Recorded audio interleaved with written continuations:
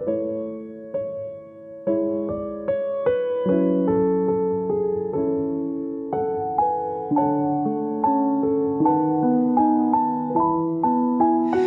혹시 여러분들 중에서 그 유명한 가수 비틀즈 좋아하시는 분들 아마 많이 계실 겁니다. 그죠? 이 비틀즈가 여러 그 정말 명곡들을 남겼는데 그 노르웨이의 숲이라는 그런 아주 명곡이 있습니다. 이 노르웨이의 숲이라는 명곡이 있는데 이 노르웨이 숲이라는 이 노래를 듣고 영감을 받아서 이 무라카미 하루키라는 일본 작가는 똑같은 제목으로 노르웨이 숲이라는 소설을 쓰게 됩니다. 이게 우리나라에서는 상실의 시대라는 책으로 번역이 되어서 일본에서도 약 한 600만 부가 팔릴 정도로 아주 굉장히 베스트셀러였고 우리나라에서도 한 200만 부 이상이 팔린 굉장히 베스트셀러인 그러한 책이었습니다. 이 책의 내용은요. 이제 민주화의 승리와 이 산업화가 이제 되어가는 이 길목에서 그 갈 길을 잃은 이 청년들이 어떻게 살아야 되는가 큰 도전과 충격을 주었던 그런 책이었습니다. 그리고 이 책이 나온 지 이제 30년이 지났습니다. 이 책이 1987년에 나왔거든요. 그러니까 지금 이제 30년 이상이 지난 지금 이 시대가 우리는 여전히 상실의 시대를 보내고 있습니다. 30년 전과 비교하면 지금이 더욱더 어둡고 더 비참하고 더 암흑한 그런 시대입니다. 코로나의 긴 터널 속에서 1년 새 지금 실업자는요 150만 명으로 늘어나게 되었습니다. 우리나라에서 4년간 무려 100조 원, 어마어마한 돈이죠. 100조 원을 투입해서 취업난을 이렇게 해결해보자 했지만 오히려 실업자 수는 더 증가하게 되었고요. 그런가 하면 계속되는 이 코로나 거리두기 조치로 인해서 자영업자들은 계속해서 폐업을 하고 파업을 하고 생계를 간간히 이어가는 것을 볼 수 있게 됩니다. 한 카페 연합회에서는요 매달 3천만 원이라는 빚을 지면서 1년간을 버텼어요. 다음 달이면 나아지겠지. 다음 달이면 나아지겠지라는 그런 마음으로 버텼지만 결국 남은 것은 갚을 수 없는 빚더미만 남게 되었다는 것이죠. 그런가 하면 우리나라에서는 이제 아파트 한 채 사기는 하늘의 별 따기가 되었던 것이죠. 오죽하면 영혼이라도 끌어서 아파트를 사겠다라는 영끌이라는 신조어가 생기게 되었다는 것입니다. 젊은이들은요, 이제 결혼도 포기하고 자녀 낳는 것도 포기하고 인생을 포기하는 그러한 시대 속에 살고 있습니다. 그런가 하면 이 고위 관직자들은요, 자신들의 이 정치 권력과 그런 것들을 고수하기 위해서 거짓과 위선들을 이제 국민들 앞에서 밥 먹듯이 정말 그렇게 하고 있고요. 또 여러분도 아시겠지만 최근에 터진 LH 땅 투기 사건, 이러한 것들은 정말 가난하고 힘들게 사는 국민들 마음에 비수를 꽂아놓은 그런 사건이 되었던 것이죠. 그야말로 공정과 정의가 사라진 상실의 시대 속에서 우리는 지금 살아가고 있다는 것입니다. 교회는 어떨까요? 교회에는 희망이 남아있을까요? 이제 더 이상 사람들은요, 교회에 희망을 걸지 않습니다. 아니, 오히려 교회에 희망을 버린 지 아주 오래되었었죠. 세상 사람들에게 교회는 더 이상 세상의 빛이 아니라 세상의 짐으로 전락해버렸다는 것이죠. 세상 사람들이 보았을 때 교회는 편협적인 집단, 자기들만 생각하는 이기적인 집단으로 비출 수밖에 없다라는 것이 지금 현재 교회의 모습이라는 것이죠. 세상의 마지막 보류였던 교회마저 지금 상실의 시대 속에 묻혀 있다라는 것입니다. 이제 어디서도 희망이 보이지 않는 이 상실의 시대 속에서 우리는 어떻게 살아가야 할까요?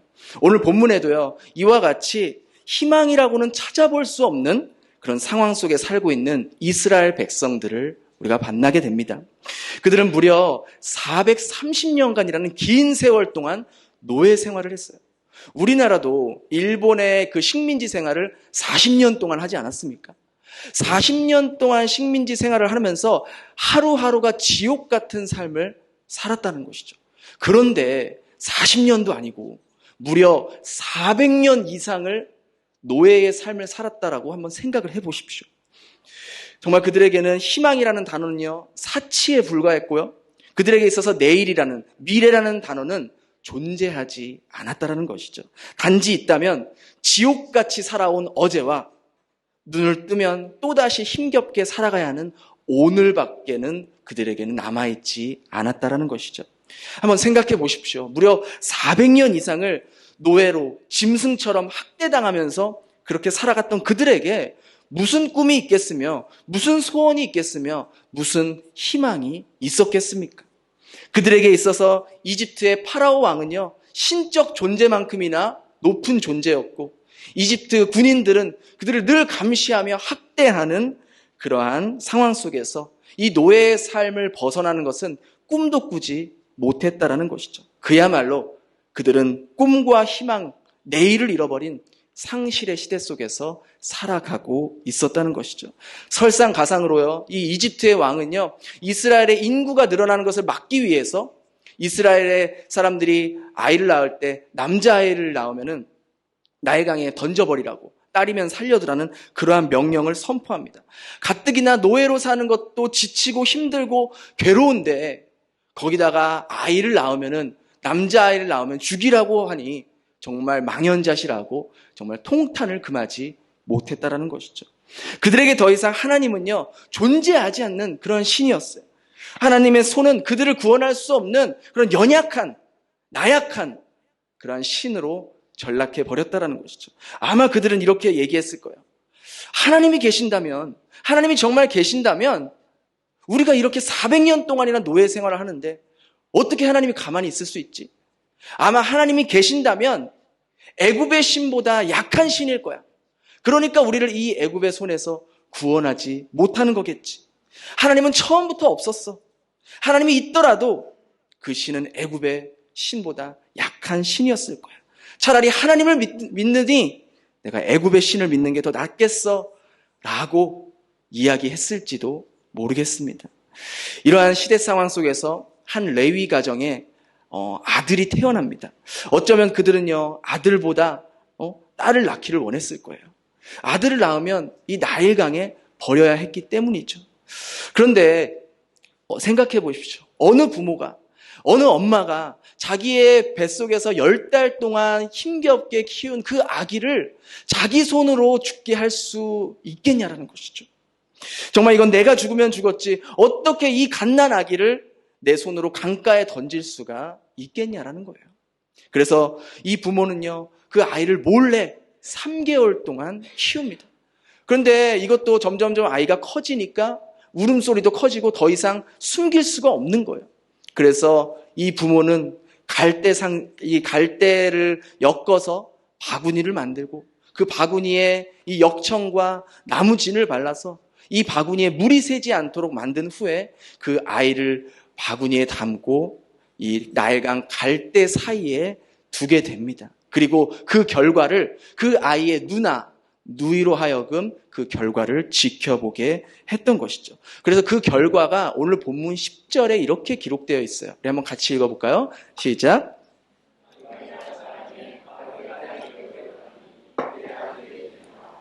놀랍게도 이 이집트의 딸, 이 바로의 딸이, 파라오의 공주가 그 아이를 건져다가 자기의 양자로 삼게 됩니다. 다른 곳에 분명 이집트 왕은 분명히 죽이라고 말했는데 그의 딸은 그 아이를 데려와 양자로 삼아서 확실하게 살려두었다는 것이죠. 다른 곳에서라면 몰라도 왕의 명령이 시퍼렇게 살아있는 이집트 왕궁에서 죽이라고 명령한 이 히브리 아들, 이 아이를 키운다는 것은요, 말도 안 되는 그러한 현실입니다. 여러분이 그냥 오늘 본문의 내용을 그냥 읽으면은 아무런 감동이 없을 거예요. 그런데 이것을 조금만 더 생각해 보면서 읽으면은 이 이야기가, 지금 이 사건이 얼마나 놀랍고 신묘막직한 것인지 여러분들은 다시 한번 생각하게 될 것입니다. 그것을 제가 하나하나 자세하게 설명해 드리려고 합니다. 그리고 이 사건이 이 상실의 시대를 살아가는 오늘날 우리들에게 어떤 메시지를 주고 있는지 살펴보려고 합니다. 자, 여러분, 오늘은요, 여러분의 상상력을 총동원해서 제가 이야기를 할 때 그것을 머릿속으로 한번 그려보시기 바랍니다. 이 아이의 엄마가 아이를 담긴 이 갈대 상자를 이 나일강에 던졌을 때에 바로 그때 바로의 공주의 마음에 목욕을 하고 싶은 마음이 들었다는 거예요. 아, 왜 갑자기 그때 공주의 마음에 목욕을 하고 싶은 마음이 드냐는 거예요. 물론 목욕하는 거는 자기 마음이겠지만 자기 마음일 수 있어요. 자유일 수 있어요. 근데 여러분 생각해 보십시오. 당대 이집트가 어떤 나라입니까? 당대 최고의 나라였어요. 그런 이집트 왕궁의 목욕탕이 얼마나 깨끗하고 화려하고 편리했겠습니까? 그런 화려한 왕궁 목욕탕을 놔두고 왜 하필 그녀는 나일강에서 목욕을 하고 싶은 마음이 들었냐라는 거예요. 그렇게 나일강에서 목욕을 하다가 저 멀리에 있는 갈대 상자를 보게 됩니다. 아니, 당시 최고 문명을 가지고 있었고 부족함이 없었던 그 파라오의 딸 공주가 뭐가 아쉬워서 노예가 만든 그 볼품없는 그 갈대 상자가 뭐가 궁금해가지고 그것에 관심을 가지고 있겠냐라는 것이죠. 그런데 하지만 이상하게도 그 갈대 상자를 보는 즉시 그녀의 마음에는요, 정말 알 수 없는 호기심이 불일 듯 일어나게 된다는 것이죠. 그래서 공주가 시녀를 보내서 이제 그 상자를 가져오게 합니다. 뚜껑을 열어보니까 갓난 아기가 들어있는 거예요. 근데 이 파라오의 공주는 이 아이가 어떤 민족인지 알았어요. 딱 보면은 다르거든요. 이집트의 아기와 이 히브리 민족의 아기는 다르게 생겼기 때문에 딱 봤을 때 자기의 아버지가 당장 죽이라고 했던 그 히브리 민족의 아기였음을 그녀는 직감적으로 알 수 있었던 것이죠. 그러면은 그녀가 당연히 자신의 아버지의 명령대로 그 아이를 보자마자 다시 나일강에 던져 버려야 했습니다. 근데 마침 오늘 성경을 보니까 뚜껑을 열자마자 그 아이가 막 울어대는 거예요. 그러니까 이 공주의 마음에 모성 본능이 일어나는 거죠. 얼마나 심하게 울었는지 그 공주가 그 아이를 보고 이렇게 치근하게 여겼던 것이죠. 근데 더 놀라운 것은 그때 마침 그 장면을 저 멀리서 계속 지켜보던 그 아이의 누이, 그 누이가 갑자기 공주에게 달려오는 거예요. 그러면서 원래 평소에 이상한 것은 평소에 여러분 생각해 보십시오. 공주가 어떤 사람입니까? 그 파라오 왕의 딸이잖아요. 그러면 그 공주를 지키는 경비병이라든지 혹은 그때 이제 공주가 목욕을 하고 있었으니까 남자 경비병들은 없다 치더라도 시녀들이 그녀를 지키고 있지 않았겠어요? 그런데 이 히브리 이 여자아이가 왔을 때 당연히 그 시녀나 경비병들이 제재를 하고 막았어야 됐어요. 그런데 이상하게도 그런 아무런 제재가 없던 것이죠. 그래서 이 아이가 공주에게 이렇게 이야기합니다. 제가 이 아이를 위해서 젖을 먹이는 유모를 하나 소개해드려도 될까요? 여러분 생각해 보십시오. 지금 소녀의 신분 역시 이스라엘의 노예예요. 공주와는 감히 대화 상대가 되지 않는 그러한 노예입니다. 게다가 공주가 유모가 필요하면 이집트에 유모가 없어서 그렇겠습니까? 얼마든지 이집트에서 젖을 먹일 수 있는 유모를 구할 수 있었어요. 그런데 이상하게도 공주는 그 소녀의 말이 믿음직스럽게 여겨졌다라는 거예요. 그래서 공주는 그 유모를 불러오라고 했고 그 소녀는 즉각 자신의 어머니, 즉 그 아이의 어머니를 불렀다는 것이죠. 그리고 아이의 생모는 공주의 요청으로 아이가 젖을 뗄 때까지 공주의 보호 아래서 안전하게 키울 수 있었다는 것이죠. 그리고 아이가 젖을 뗀 후에는 공주는 아예 그 아이를 자신의 아들로 양자로 삼았다는 것입니다. 이것이 출애굽기 2장 1절에서 10절까지 말해주는 스토리예요. 여러분, 만약에 이 상황을 이제는 영적인 안목으로 다시 한번 재해석해보면 좋겠습니다. 만약에요, 이 아이의 부모가 이 갈대 상자를 그 나일강에 던져놓는 그 순간에 공주의 마음에 목욕하고 싶은 마음이 들지 않았다면 이 아이는 어떻게 되었을까요? 설령 그 순간에 공주가 목욕하고 싶은 마음이 든다 할지라도 그 화려하고 깨끗하고 편리한 그 왕궁 목욕탕에서 목욕을 했다면 그 아이는 어떻게 되었을까요? 공주가 나일강에서 목욕을 했더라도 갈대 사이에 있었던 그 볼품없는 그 바구니를 본다 할지라도 관심 없이 아무런 상관없이 신경 쓰지 않고 목욕에 집중했다면 어떻게 되었을까요? 그 갈대 상자를 가지고 뚜껑을 열었을 때 이 아이가 히브리 아이임을 알고 자신의 아버지의 명령대로 죽이라고 했던 그런 마음이 들었다면 이 아이는 어떻게 되었을까요? 멀리서 그 광경을 지켜보던 그 아이의 누나가 공주에게 다가갔을 때 여느 때처럼 경비병들이나 혹은 시녀들이 그 여자아이의 걸음을 막았다면 어떻게 되었을까요? 그 소녀가 공주에게 접근하는 데 성공했다 할지라도 제가 이 유모를 소개시켜 드릴까요? 라는 그 요청에 단번에 거절했다면 이 아이는 어떻게 되었을까요? 아이가 젖을 떼기 전까지 이제 그 아이를 키웠다 할지라도 젖을 뗀 후에 공주가 이 아이를 자신의 양자로 삼지 않았다면 이 아이는 어떻게 되었을까요? 이처럼 수없이 많은 과정 중에서 하나의 과정에서라도 어그러지거나 오차가 생겼다면 이 아이는 나일강에 버려진 이후에 싸늘한 시체로 발견되었음을 자명한 일이라는 것이죠. 보잘것없는 노예 신분의 아이에게 어떻게 이처럼 신비스럽고 신묘막측한 일이 일어날 수 있겠냐라는 거예요. 태어나자마자 죽을 수밖에 없는 이 노예 신분의 아이가 생명을 구원받은 것은 물론이고 어떻게 초강대국 이집트의 왕궁에서 그것도 왕자의 신분으로 살아갈 수 있었겠냐라는 것이죠.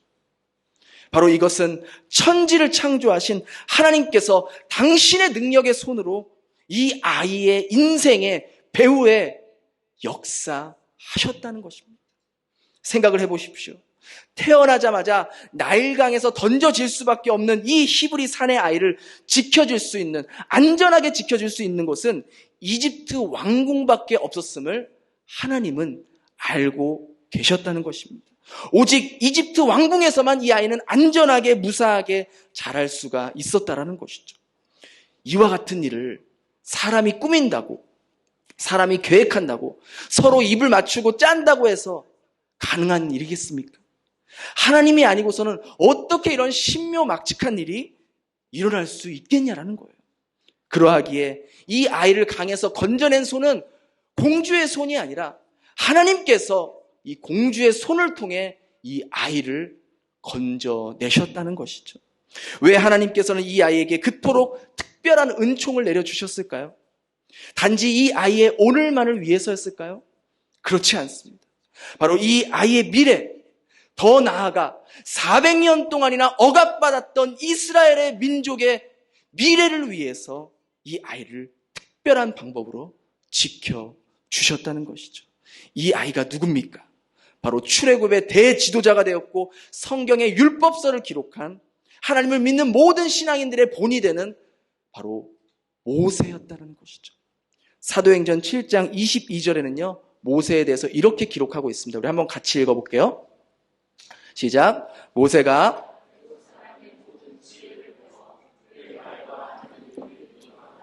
당시 이집트는요, 세계 최고의 나라였어요. 세계 최고의 문명을 자랑했고요. 세계 최강의 군대를 자랑했고요.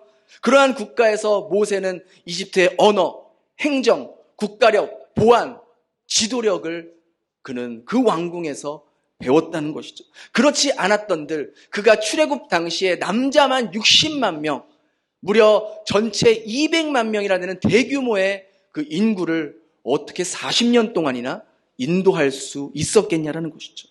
게다가 성경의 첫 시작인 창세기를 비롯해서 출애굽기, 레위기, 민수기, 신명기, 이 율법서라는 책을 기록할 수가 있었겠냐라는 것이죠.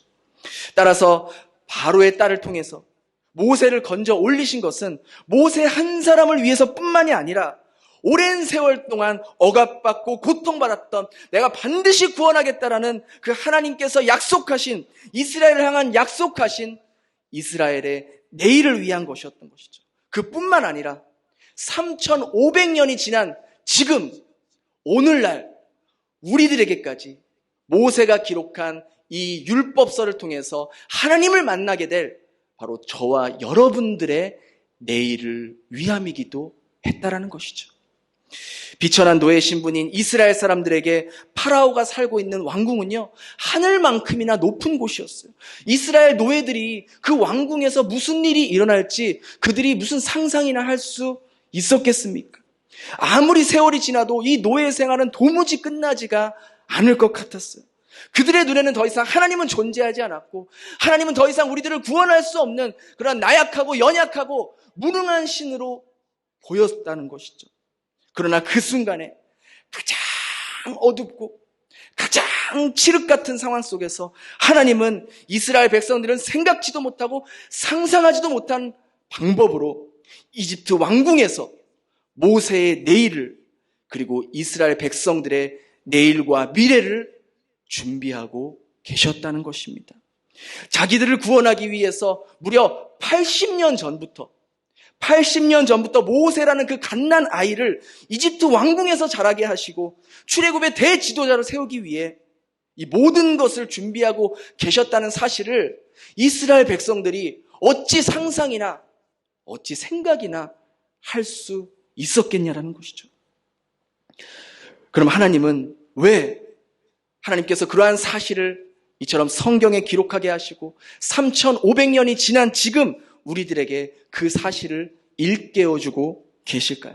바로 그것은 우리가 생각지도 못하고 상상할 수도 없는 방법으로 이스라엘을 구원하시는 그 하나님께서 바로 오늘 저와 여러분의 하나님이라는 사실을 깨닫게 해주시기 위해서 바로 이 내용을 성경에 기록해 놓으셨다라는 것이죠. 1972년 6월 8일 베트남에는요, 잊을 수 없는 사건이 하나 발생하게 됩니다. 그때 당시에는 베트남과 미국이 맹렬하게 전쟁을 치르고 있었던 그러한 시대였어요. 그래서 베트남의 온 집에는 이 폭탄으로 집이 불바다가 되고 정말 폐허가 되는 그러한 상황이었습니다. 그럴 때 이렇게 불이 다 나서 폐허가 되었는데 그 길가에 그 불 때문에 어린 소녀 하나가 온몸에 화상을 입고 뛰쳐나왔는데 그 모습이 한 기자의 카메라에 담겼습니다. 아마 여러분 이 사진 한 번 정도는 보셨을 거예요. 바로 이 사진입니다. 이 사진은요, 베트남 전쟁이 중단되는 아주 결정적인 역할을 했습니다.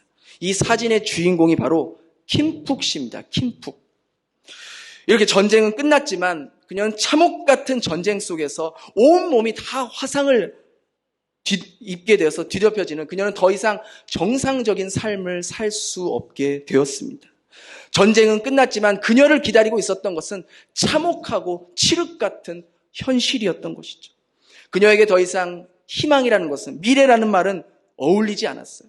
모든 것이 끝난 것 같았고 그녀의 삶은 상실 그 자체였던 것이죠. 설상가상으로 베트남에서는 계속해서 그녀와 이 사진을 정치적으로 이용해서 미국이 전쟁을 일으켰고 미국 때문에 우리나라가 이렇게 힘들게 되었다고 계속해서 이용하면서 그녀를 전쟁 트라우마에서 벗어날 수 없게 했습니다. 그로 인해 그녀는 극도의 스트레스를 받으면서 정상적인 삶을 살 수가 없었던 것이죠.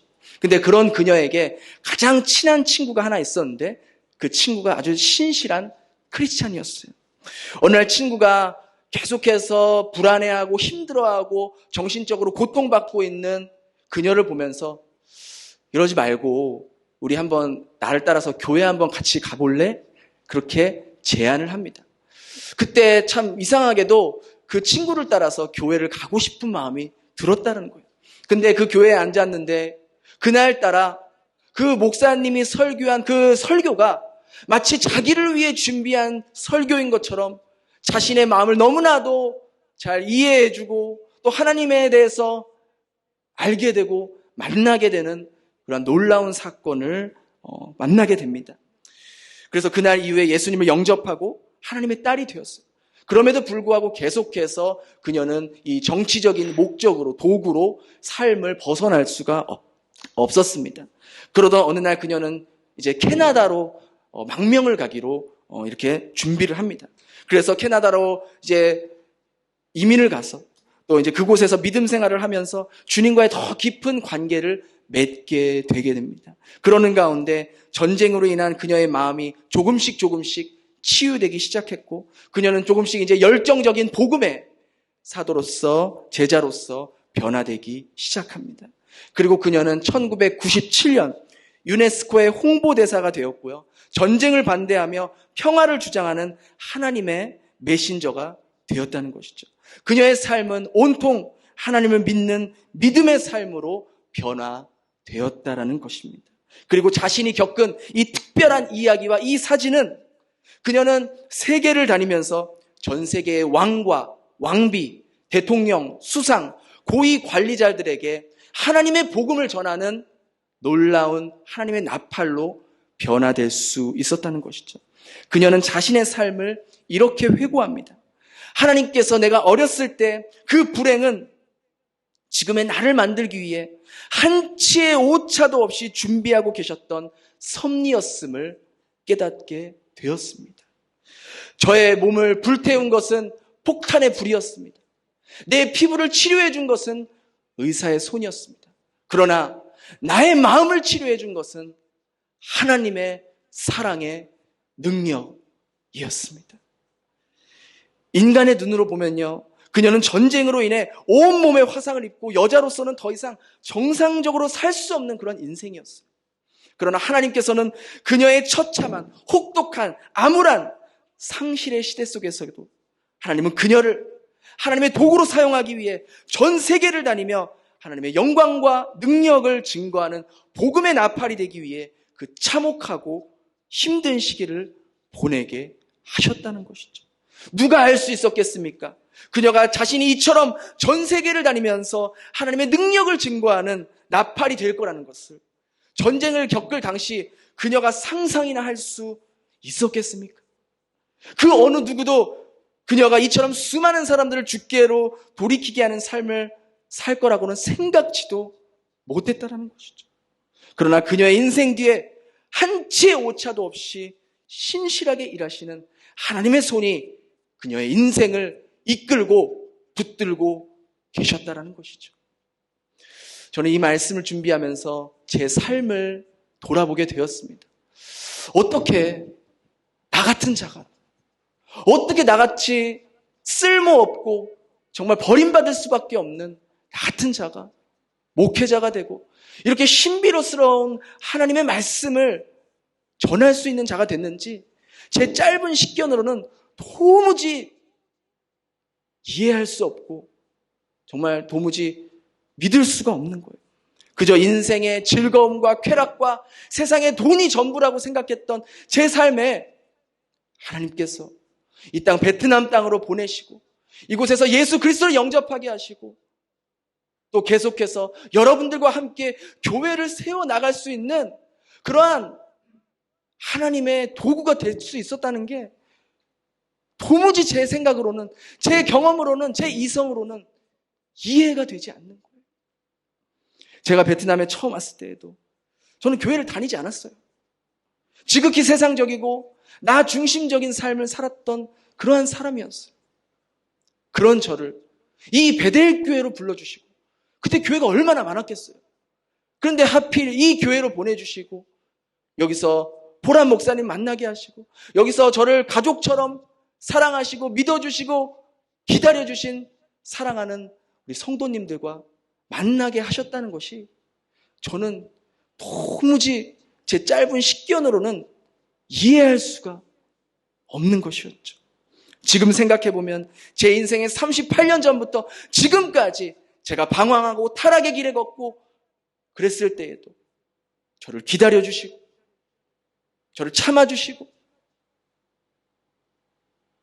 인내해 주셨던 그 하나님의 손이 저를 향한 계획을 이루시기 위해서 신실하게 한치의 오차도 없이 하나님은 일하고 계셨다는 것을 저는 고백할 수밖에 없다라는 것이죠. 여러분, 이것이 비단 김푹 씨와 저에게만 일어나는 일이겠습니까? 여기 앉아 계신 여러분들이야말로 하나님의 놀라우신 그 손길을 경험하고 있었기에 지금 우리가 이 자리에 앉아서 하나님을 예배하고 하나님을 아버지라 부르고 예수님을 우리 주라고 부를 수 있는 거 아니겠습니까? 나 같은 벌레만도 못한 자를 하나님께서 사랑하신대요. 그것도 그냥 사랑하는 것이 아니라 너무 사랑하셔서 당신의 목숨과 우리의 목숨을 바꾸시기까지 우리를 사랑하신대요. 그뿐만 아니라 우리의 인생 뒤에서 모든 것을 공급해 주시고 모든 것을 이끌어 주시는 그 하나님께서 저를 이곳까지 인도하셨다는 것이 그게 너무나 감사해서 주님께 드릴 것이 없지만 이 몸뚱아리라도 주님께 드리고 싶은 마음으로 그렇게 사는 것입니다. 이게 바로 복음의 능력 아니겠습니까? 이게 바로 십자가의 능력 아니겠습니까? 모세의 미래를 위해, 이스라엘의 미래를 위해서 사람들은 상상치도 못한 방법으로 하나님께서 준비하시고 그 하나님이 바로 저와 여러분들의 하나님이고 그 하나님께서 우리의 미래를 위해 우리는 생각지도 못하고 우리는 상상하지도 못할 방법으로 지금도 한치의 오차도 없이 우리의 삶을 이끄시고 인도하고 계신다는 것이죠. 이것이 바로 오늘날 상실의 시대 속에서 살아가야 할, 우리가 붙잡아야 할 진리라는 것입니다. 상실의 시대 책의 마지막에 이런 내용이 나옵니다. 엉킨 실을 하나하나 풀어가는 거지. 아무리 절망적일지라도 실마리는 어딘가에 있기 마련이니까. 그렇습니다. 우리 그리스도인들에게 그 실마리는 바로 하나님을 붙잡는 것입니다. 하나님이 이 어렵고 힘든 시기 속에서도 나를 위해 일하고 계신다는 그것을 믿을 때에 상실의 시대 속에서도 이 엉켜있는 실을 하나하나 풀어갈 수 있을 것이며 우리는 희망을 볼 수 있고 미래를 볼 수 있게 될 것입니다. 여러분, 지금 얼마나 힘들고 어렵고 지친 그런 하루하루를 보내고 계십니까? 그러한 우리들에게 하나님은요, 오늘 이 예배를 통해서 여러분들에게 말씀하고 계시는 거예요. 한치의 오차도 없이 모세의 인생에 개입하여 그를 출애굽의 지도자로 세우신 그 하나님께서 전쟁의 아픔과 상처를 입고 살아야 했지만 그 김푹 씨의 삶을 예비하신 그 하나님께서 여전히 부족하고 허물 많은 저 같은 자도 하나님께서 도구로 삼으신 그 하나님께서 저와 여러분의 인생에 한치의 오차도 없이 지금도 여전히 신실하게 일하고 계신 그 하나님이라는 것을 오늘 이 예배 가운데 여러분들에게 말씀하고 계시는 겁니다. 그 믿음이 우리를 이 상실의 시대 속에 살아가고 있는 우리들에게 희망의 시대로, 미래의 시대로 이끌어가게 될 것입니다. 우리는 상상하지도 못했고 생각지도 못했던 그 하나님의 놀라운 계획하심과 일하심을 우리의 눈으로 똑똑하게 목도하게 될 것이고 우리 삶으로 직접 경험하게 될 것입니다. 그러한 은혜가 저와 여러분들에게 임하게 되길 예수님의 이름으로 축원합니다. 기도하겠습니다. 주님, 내가 이 자리에 앉아서 예배 드릴 수 있는 것이 이미 하나님께서 나를 위해 신실하게 한치의 오차도 없이 일하고 계셨다는 증거임을 믿게 하여 주시옵소서. 그것뿐만 아니라 죄와 사망의 노예로 죽었던 우리들을 살리시고 하나님 나라의 왕의 자녀로 세워주심에 감사합니다. 그동안 힘든 일이 있을 때마다 하나님이 안 계신 것 같았고 절망 가운데 있었지만 그때에도 하나님은 모세를 준비하셨던 것 같이 김푹 씨를 준비하셨던 것 같이 우리의 미래를 위해 준비하시고 일하고 계신 하나님을 다시 한번 경험하게 되었습니다. 오늘 말씀을 통해 우리가 믿는 하나님이 어떤 하나님인지 내가 생각지도 못하고 내가 상상하지도 못한 방법으로 우리의 어제와 오늘과 미래를 인도했고 인도하고 앞으로도 인도하실 하나님에게 나의 모든 삶을 맡기며 나아가게 하여 주시옵소서. 주님, 이번 주 수요일에 이제 우리 교회에서 띵장으로 선교 사역을 떠납니다. 그곳에 있는 많은 분들이 이런 놀라운 하나님을 만나게 되고 그 하나님의 손에 인생이 변화되는 일들이 일어날 수 있도록 저희들을 주님의 도구로 사용하여 주시옵소서. 직접 가서 선교 현장을 방문하는 사람들이나 이곳에 남아 기도로 중보하는 사람들이나 한마음 한뜻이 되어 아름다운 선교의 씨앗을 뿌리고 오는 시간이 되게 하여 주시옵소서. 감사드리며 예수님 이름으로 기도드립니다. 아멘.